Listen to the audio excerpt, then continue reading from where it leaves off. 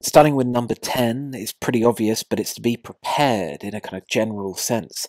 The only resource you'll need is the current BNF, which at the moment for the 2014 exam is number 67.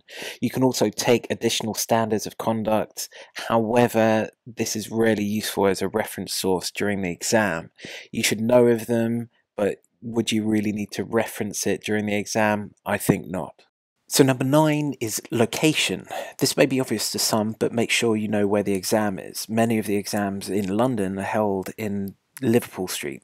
This can often be tricky to get to, so make sure that you plan in advance.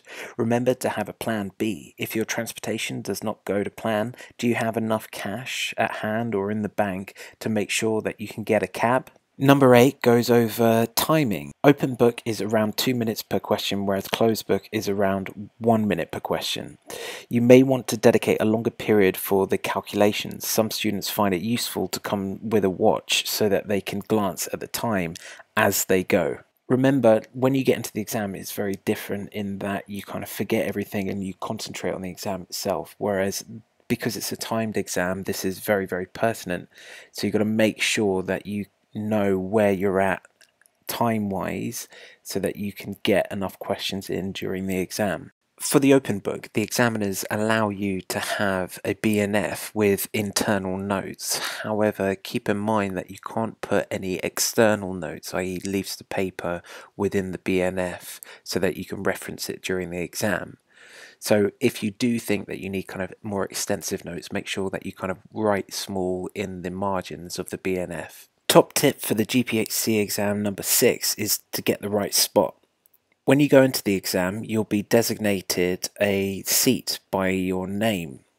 If it's in the sun or next to a noisy neighbour, make sure that you tell the invigilator such and that you get a different seat.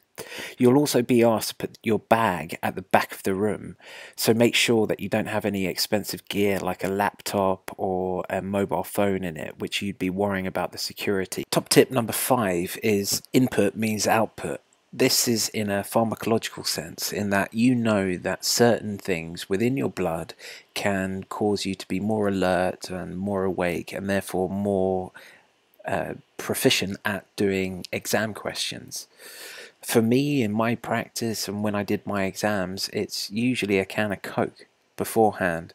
People you'll see chugging Red Bull and eating chocolate bars, and this is because it really does work. Top tip number 4 is knowing the drug tariff. Contrary to popular belief, you need to know certain parts of the drug tariff. Primarily, you need to know about charges and how they're applied in practice, and also exemptions of patients, whether they're diabetic or in certain education or certain age ranges, and whether they'll have free prescriptions. Although the MEP is not an official recommended resource for the exam, legislation.gov.uk is the predominant source which you should go for. It provides a useful condensed version of what you need to know in respects to medicine schedules and legality.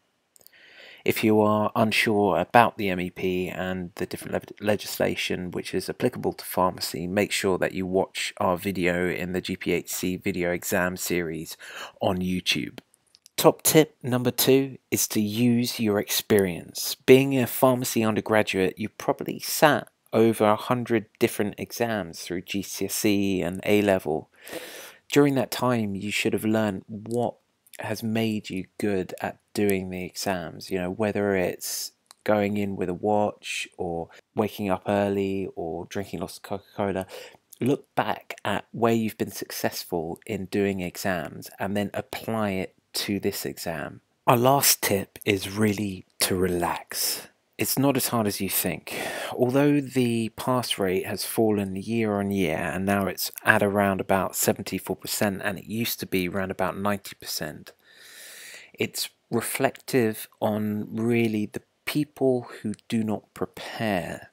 Because you are effectively watching this video, have subscribed to the Pharmacy CPA network, have subscribed to the YouTube channel, have gone through all of the questions online, means that you are in really the kind of minority of people who have properly prepared for the exam.